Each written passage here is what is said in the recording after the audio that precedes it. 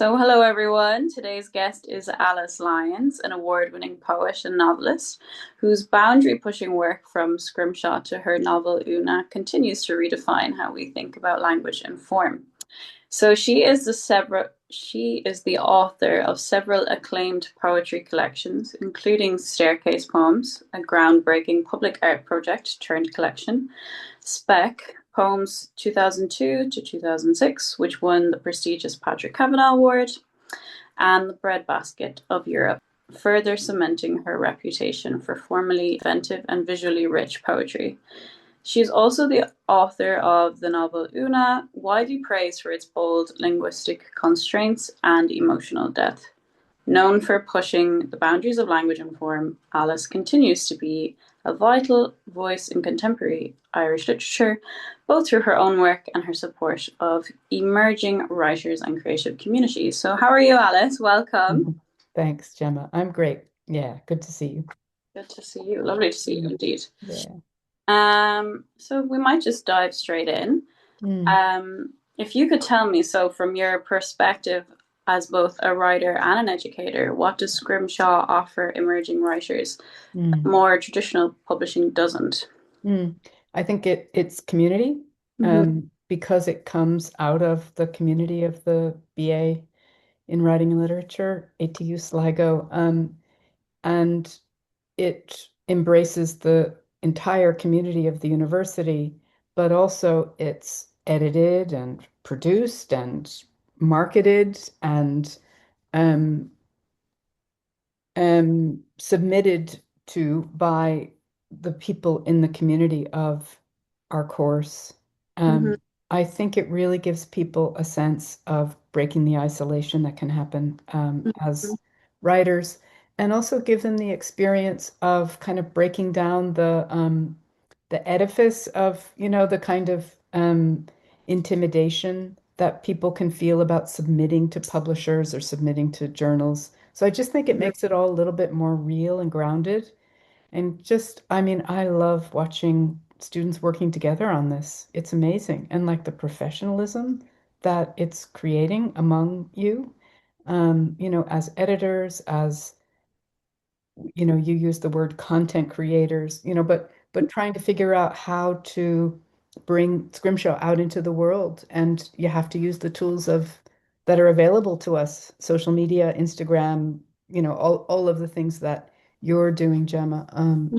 And and the things that the editors, Emily James and Melissa Breen, are doing, like getting Scrimshaw launched through the Irish Writer Centre, getting that kind of visibility for us on the East Coast in Dublin, in the center, so-called, of the literary world in Ireland. Hmm. It's a really great experience, and it just keeps growing and changing and just getting richer, better in a certain sense. Though I think it was great from its first issue. Hmm. But it's captured the whole university, it's captured it, especially because we've become now this entity, Sligo, Galway, Letterkenny, and various satellites.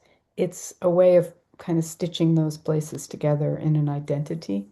Hmm.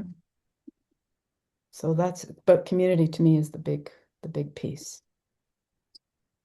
The community of ATU has actually grown like huge. Did you see that they just passed a referendum in the Students' Union? Only I think it was yesterday. Mm, So they're going to combine all the student unions across ATU cool. to have one That's big one.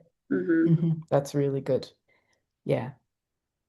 I Yeah. think one thing that like maybe artists really struggle with is that sense of like community, and hmm I think art can kind of be looked at as something that you have to do by yourself, and you kind of, hmm and obviously as a writer you're spending a lot of time sitting at your computer alone, and for me hmm personally that has, I never imagined how much of a struggle that would be. Yeah. Yeah.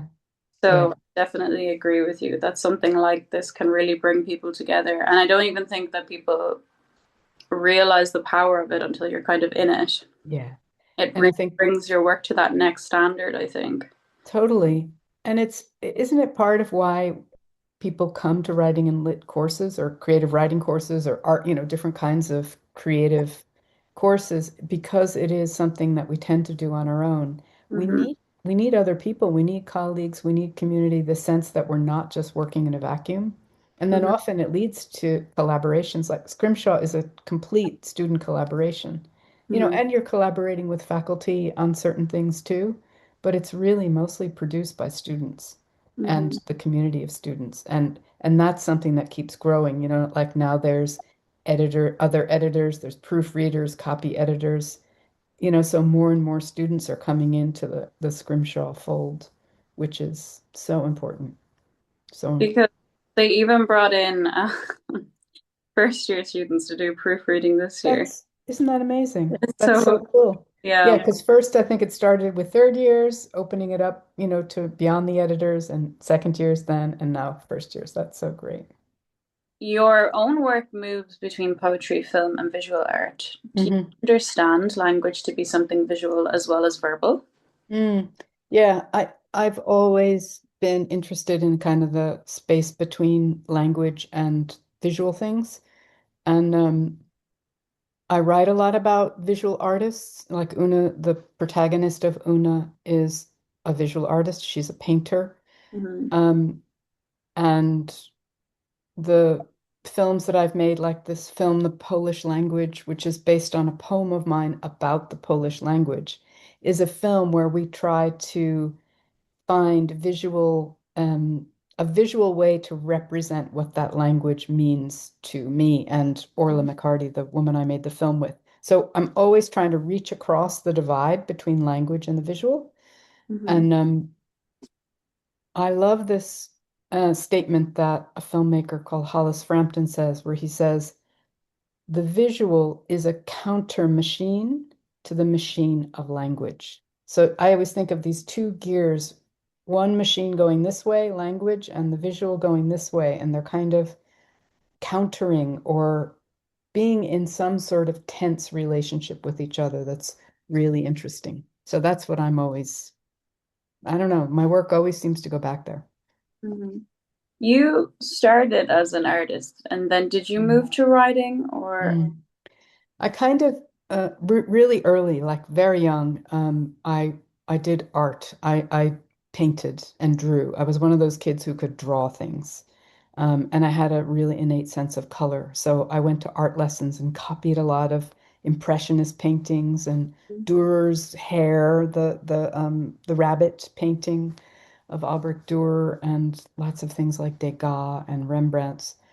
Um, but then when I got to be a teenager, I got more interested in poetry. I read Jared Manley Hopkins, Dylan Thomas, Young, and Seamus Heaney, actually really young, and Elizabeth Bishop. They were writers like when I was 17, 18, 19 that really grabbed me.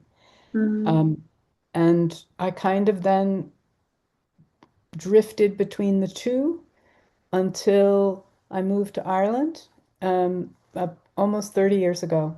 And pretty soon after I got here, I was painting when I arrived, and within 2 years, it just changed to language, my interest and everything. Like literally, I was making a drawing one day in my studio, and the hand just turned to writing. And I started writing. For about 6 weeks, I wrote just poems were pouring out of me. And Mm-hmm. those are the poems that are in spec, that the one that the Patrick Kavanagh Award poems, they were just like flowing out. And I think sometimes that happens. It doesn't happen all the time with writing, Sometimes there's like just magic opening of a channel or a door and it just whoosh. Mm-hmm. But it it's rare, and a lot of the writing since then hasn't felt like that. Although sometimes it does. Mm-hmm. But then since then, Gemma, it's just been writing, but like the book Una is so much about color, Mm-hmm. about what color can be, um, color and emotion, and just really the life of an artist. What is an artist? Why are there artists? What do artists and creative people contribute to our society and to the world? And I think increasingly we are called on to justify ourselves, and often through our economic value, Hmm. this whole idea of creative industries. And I think that it offers a real challenge for us to have integrity and to be really honest about who we are and what we do. Because I think what we offer is far greater than an economic contribution. But we're often called on to justify ourselves in those means, like Ireland contributes so much to the arts and film and publishing and that kind of thing, but only through a lens of the economy, of the market. But I think Ireland and what this country's writers and artists and musicians and so on has have contributed has been far greater Hmm. than money generated.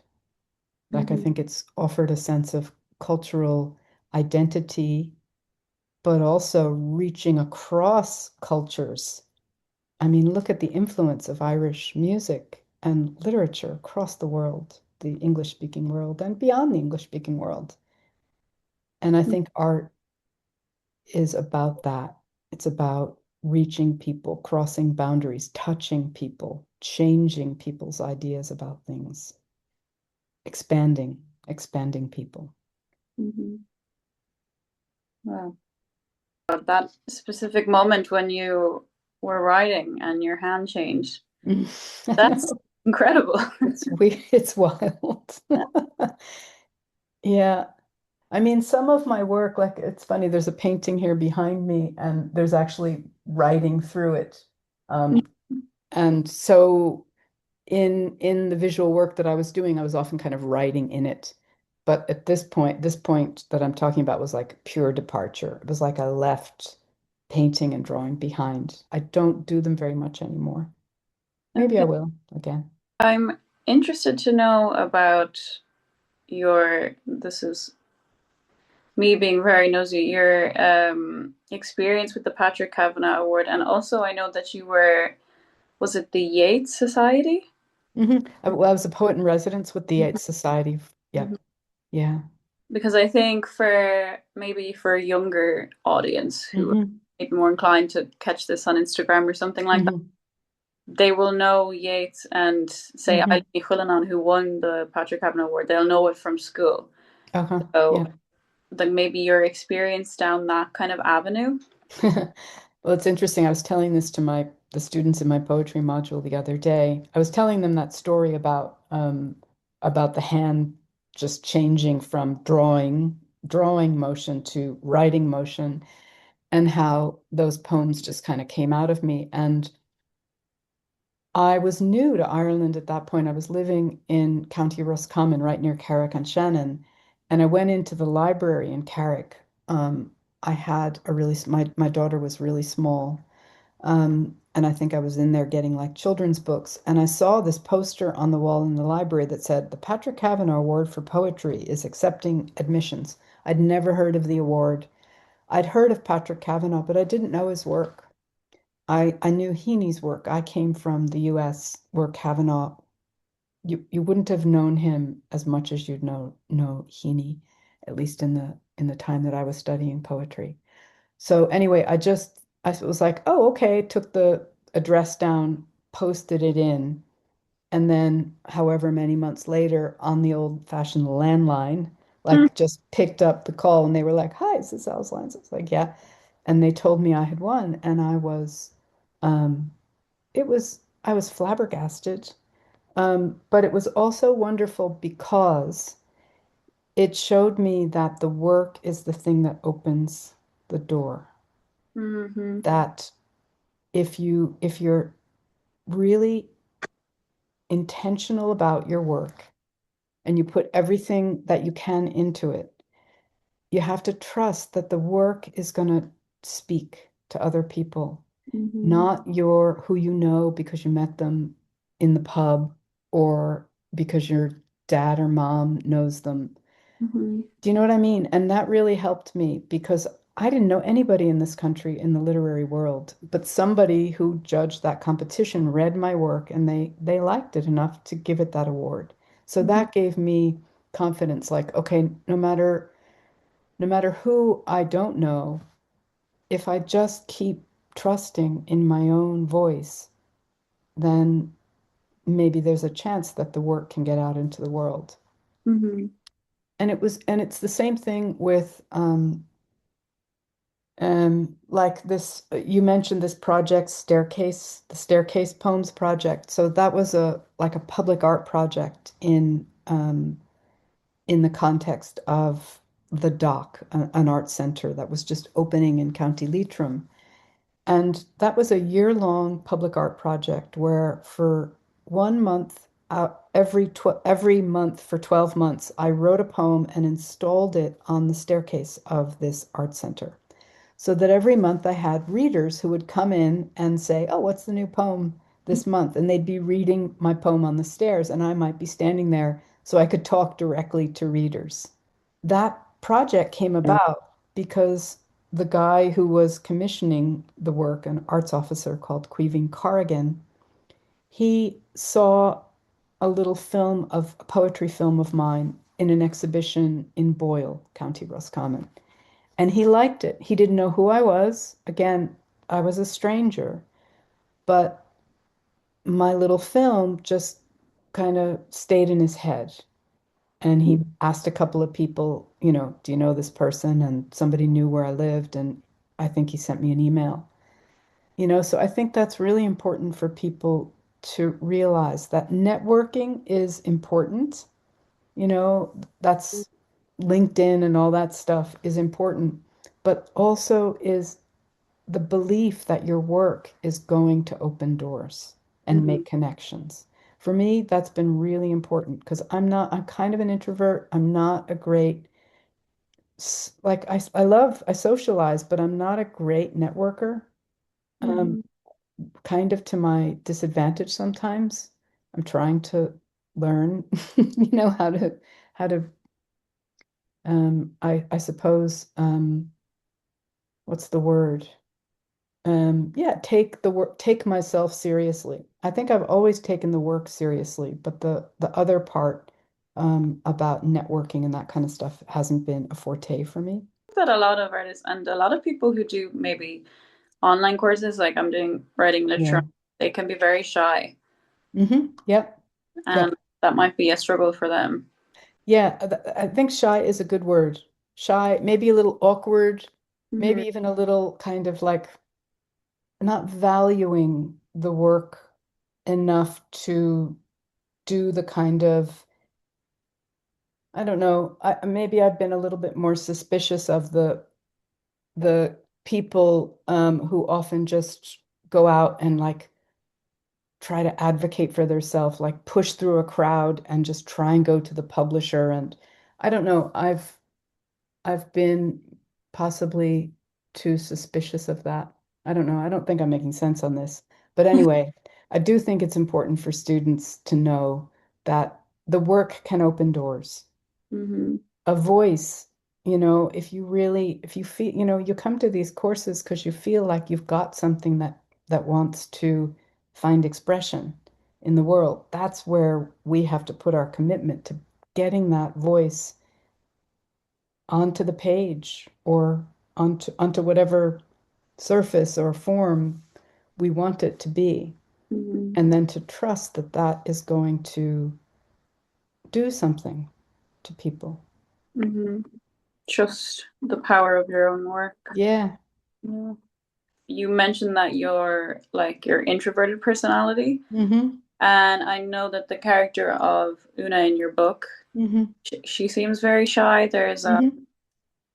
a section where she talks about how teachers were surprised that her work, like her papers, were in such high quality because she never spoke up in class. Oh yeah, yeah, yeah. Mm-hmm.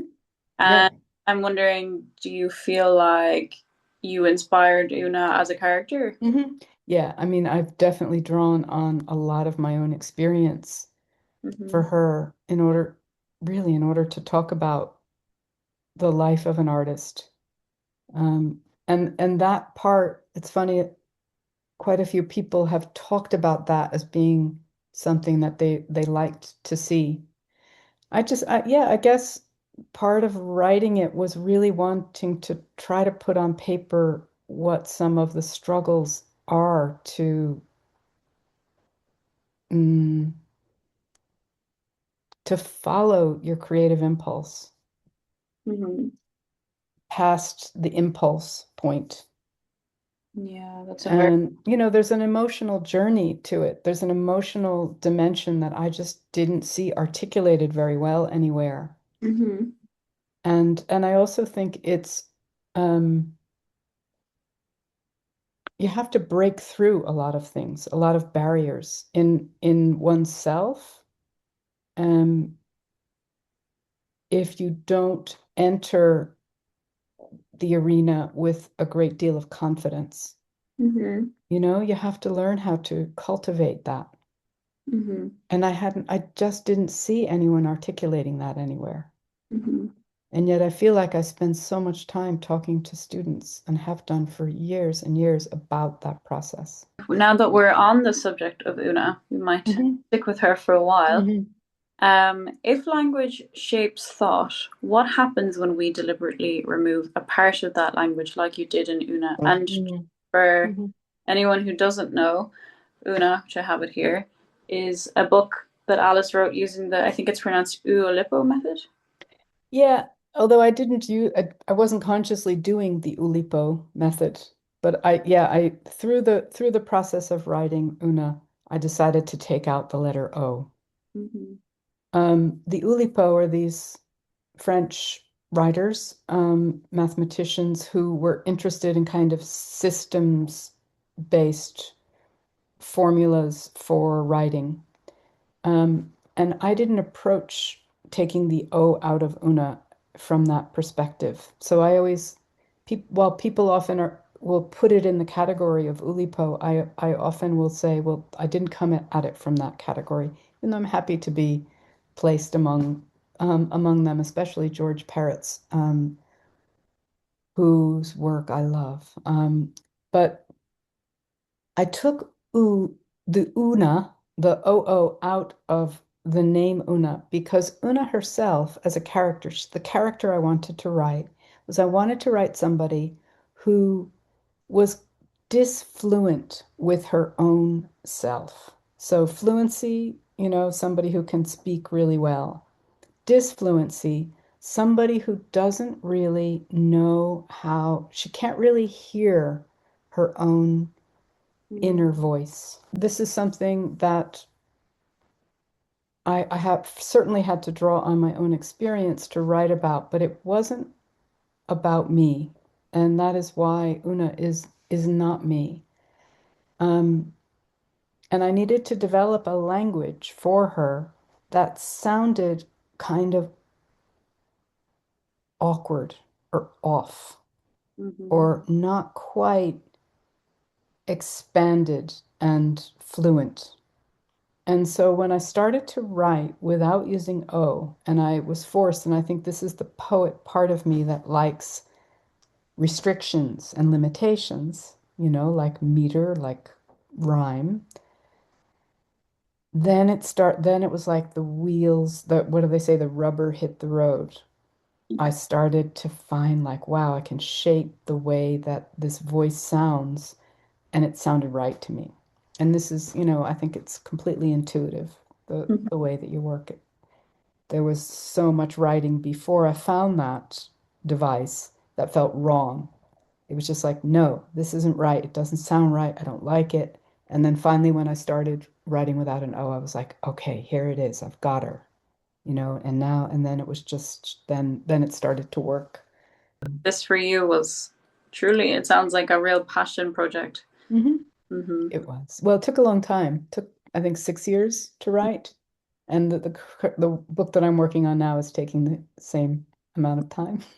On the subject of Una and the way you wrote that, definitely kind of pushed some boundaries and crossed in between almost like poetry Mhm. and the kind of standard novel format. So, do you see our Scrimshaw journal as a space that would allow for that kind of boundary crossing work? Definitely, definitely. I mean, they accept, it seems to me, the submissions are really wide open. And there's lots of visual stuff as well as poetry and fiction, nonfiction, and I think there's a whole lot of boundaries, not lines drawn between what is prose, what is poetry, that are just very, very arbitrary. And Mhm. so I've seen things in Scrimshaw that are you wouldn't really know what to call them, unnameable kinds of things, and that's great. I love Mm, that. They bring yeah. kind of the modern side of it to, I think, literary magazines. I mean, I think that the whole literary sphere has moved so quickly. Mm, mhm, Um, but to keep up with technology is definitely a challenge for mhm, all types of mhm, literature. So mhm. Scrimshaw's kind of hitting that now with the videos and music and Yeah, to appeal to that younger audience. that's amazing. Mm. Yeah, it's really great. It's multi-platform as Mhm. well as genre. Yeah. Looking across your work from poems you've had published in Scrimshaw to your novel, Una, what continues to drive you creatively? What do you Mm, feel like you have left to explore? mm. Well, the work I'm doing now, which started out much more like prose fiction, but it's evolved now into just purely poems, is about a weaver. These are poems written in the voice of someone who weaves, who works with wool.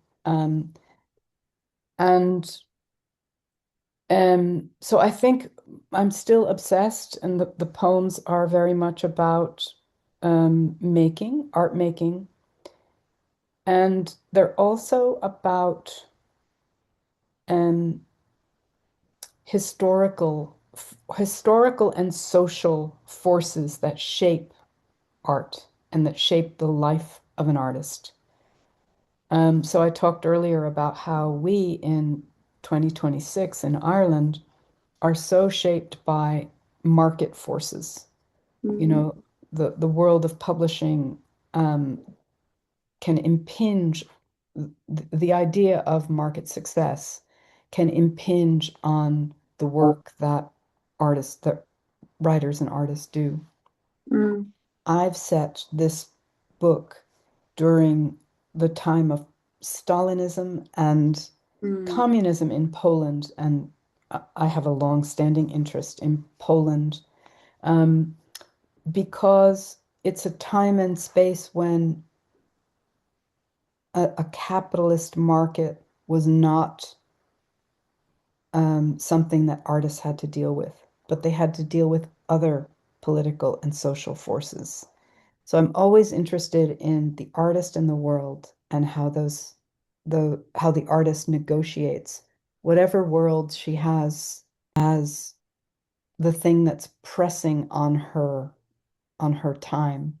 mm, And this artist in my current book is dealing with um,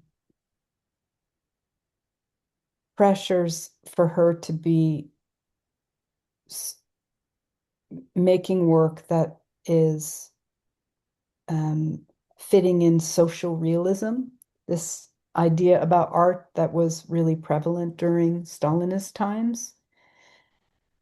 And I see parallels between that and the pressure on artists to make work that is accessible and best-selling and happy for the market.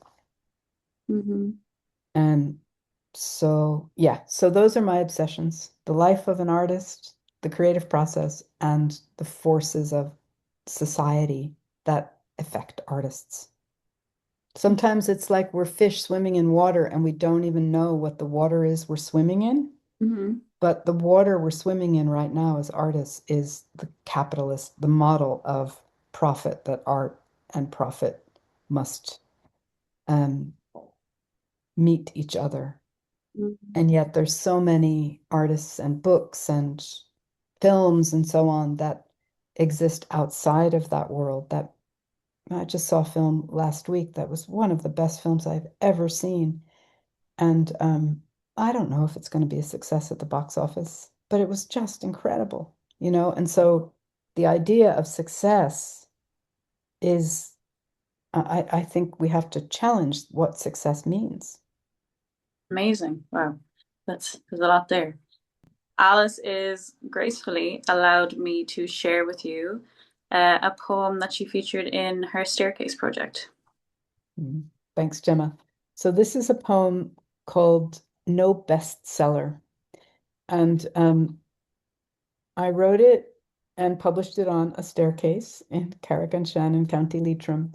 Um, and I published it on the staircase in English on one riser of the staircase, and then the Polish translation on the next riser. Because when it was on the stairs in Carrick-on-Shannon, hundreds of Polish people were coming in 2006 to Mm. work on the building sites during the Celtic Tiger. And so I wanted a poem that appealed to all the recent immigrants to the community. So I'll just read the English part. So, no bestseller. I am writing no bestseller. Chances are only my daughter will care to read this when I'm dead. How can I explain to her or you why my sight is never clearer than in the welling up, that convex moment of infinite extension right before tears fall? Wow. That's fantastic. And it fits so perfectly with our conversation. I was hoping it might. Yeah, Yeah. good. Wow. Thank you so much. Thank you so much. This has been a smashing conversation, really. It's so interesting. Mm. Thanks, Gemma. It's great to chat with you.